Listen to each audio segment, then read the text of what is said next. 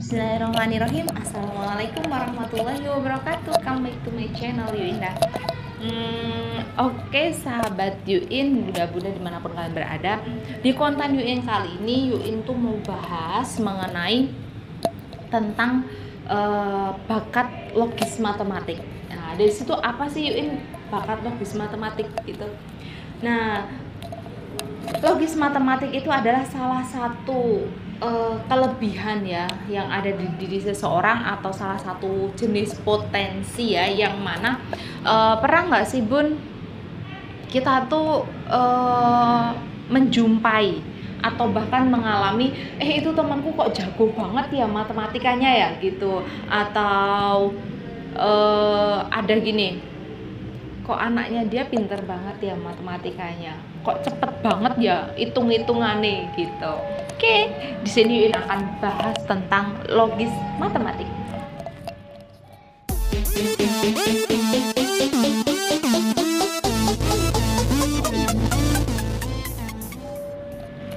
Oke Bun, langsung saja nih ya di sini mengulik tentang logis matematik. Jadi bahwasanya bakat itu kan semua orang pasti mempunyai gitu ya. Di saat seseorang mempunyai bakat logis matematik, wajar saja dong kalau misalkan nilai dia bagus, nilai matematikanya bagus, dalam hitung-hitungannya cepat gitu ya. Itu jadi kalau ada orang yang kok dari kecil sudah pandai matematikanya, sudah cak-cek gitu, bisa kemungkinan si anak ada bakat logis matematikanya gitu. Jadi perlu nggak sih di sini kita mengetahui bakat kita? Perlu banget. Salah satunya ini, karena kan logis matematik itu kan harus dari bawah. Misalkan harus dari tahapan perkalian juga harus runtun, sampai nanti di pembelajaran yang akhir itu kan harus runtun ya, dari SD, SMP, kemudian SMA seperti itu. Jadi tidak boleh terlewatkan. Jadi manakala seseorang itu atau si anak ada logis matematikanya atau enggak, itu memang harus kita ketahui gitu. Salah satunya yang sudah pernah Yuin bilang ya, boleh kita menganalisa, tapi kalau kita tidak yakin dengan menganalisa anak itu ada bakatnya logis matematika atau enggak, kita melakukan tes gitu, tes bakat ya gitu. Dan tes bakat pun banyak banget caranya ya, monggo silahkan bunda memilih mana yang lebih sreg gitu ya. Kemudian kalau si anak nih ya, Yuindah bahas dulu yang pertama, si anak ada bakat logis matematikanya, udah pasti dia nyaman dengan matematika, nilai dia matematika bagus, dia tuh kalau berhubungan dengan angka dan logika itu cepet banget gitu loh, nyambungnya tuh cepet banget seperti itu. Kemudian kok si anak ada logis matematikanya tapi kok nilainya bisa jelek. Nah, di situ salah satunya karena gurunya yang kurang pas atau gurunya yang tidak cocok dengan si anak. Itu salah satu penyebab faktornya juga iya ya. Kenapa kok anak ada logis matematika tapi nilainya jelek seperti itu. Salah satu faktor memang pengajar ya. Jadi kalau memang gurunya kok tidak cocok, ya kita harus carikan guru pendamping, atau misalkan di sekolahan sudah ditentukan gurunya kok ternyata nggak cocok, ya kita harus leskan di rumah, kita harus privatkan di rumah, atau kalau kita mampu ya kita ajarkan sendiri seperti itu. Itu untuk anak yang mempunyai logis matematika gitu ya Bun. Kemudian kalau ini logis matematika si anak ada, ternyata bakatnya tidak terasah, itu juga salah satu kejadian yang mana biasanya berujung pada penyesalan. Misalkan si anak sudah terlanjur dewasa nih ya, kemudian baru kita ketahui ternyata ada logis matematikanya. Loh, ternyata ada logis matematika loh, tapi kenapa ya kok nggak suka matematika? Oke, kita ungkit masa lalu, bukan masa lalu ya, kita ungkit masa kecilnya. Masa kecilnya suka nggak ketika SD awal-awal matematika? Oh suka banget. Ketika SMP suka banget. Tapi mulai SMA nggak suka karena gurunya nggak enak. Kemudian karena gurunya kecepatan atau yang lain sebagainya. Dan di sini penyebab penyesalan yang biasanya diketahui ternyata ada bakatnya saat sudah dewasa baru ketahuan gitu ya Bun ya.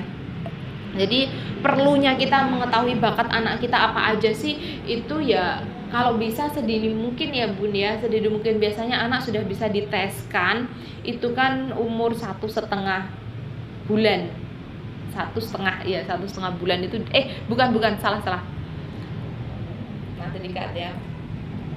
Biasanya anak sudah mulai bisa diteskan itu usia 1,5 tahun ya. 1,5 tahun itu bisa fingerprint test, itu bisa tes sidik jari ya, itu bisa. Kalau menggunakan analisa biasanya anak sudah memasuki usia 10 tahun itu kita menggunakan analisa, ini anak arahnya kemana ya gitu. Tapi kita harus analisanya tepat juga sebagai orang tua, kan kita mengira-ngira gitu loh. Oke, kemudian untuk anak yang tidak ada logis matematikanya. Nah, di sini tadi kan Yuin sudah bahas mengenai anak yang mempunyai logis matematika. Nah, sekarang yang tidak ada. Biasanya kalau tidak ada itu anaknya kurang suka dengan hitung-hitungan gitu. Ini kita membahas dari kecil loh ya, bukan ketika dewasa karena ada faktor yang gurunya kurang pas itu tadi.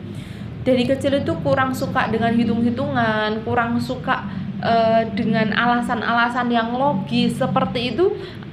Salah satunya anak yang kurang sreg dengan matematika gitu. Kurang sreg dengan matematika berarti apa dong? Berarti dia bisa jadi tidak ada bakat di dalam dirinya logis matematika gitu. Orang tua yang biasanya kurang menyadari bahwasanya ternyata logis matematika itu adalah sebuah bakat, itu terkadang orang tua menuntut nilai matematika anak saya harus bagus biar nanti bisa sekolah ambil IPA, kemudian bisa kuliah dengan yang bagus seperti itu. Terkadang orang tua salahnya di situ. Jadi menuntut anak untuk pandai sesuai dengan kemauan orang tua, bukan kemampuan si anak gitu. Jadi memang sekali lagi ya Bun ya, ternyata logis matematika itu adalah sebuah bakat atau kemampuan.